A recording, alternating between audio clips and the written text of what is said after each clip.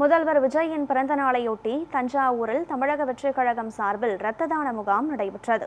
தமிழக முதலமைச்சர் விஜயின் 52வது பிறந்த நாளையொட்டி தஞ்சாவூர் வடக்கு மாநகர தமிழக வெற்றிக் கழகம் சார்பில் தஞ்சை அரசு ராசா மிராசுதாரர் மருத்துவமனையில் இரத்த தான முகாம் நடைபெற்றது. இதில் கட்சி நிர்வாகிகள் மற்றும் தொண்டர்கள் ஆர்வமுடன் பங்கேற்று இரத்த தானம் செய்தனர். மொத்தம் 52 பேர் இரத்த தானம் செய்ததாக வடக்கு மாநகர செயலாளர் சாய் ஆனந்த் தெரிவித்தார். மேலும் பிறந்தநாள் விழாவையொட்டி தஞ்சை மாநகரத்தின் 52 வார்டுகளிலும் நலத்திட்ட உதவிகள் நடைபெற்று வருவதாகவும் ஜூன் மாதம் முழுவதும் மக்கள் நலப்பணிகள் தொடரும் என்றும் அவர் கூறினார்.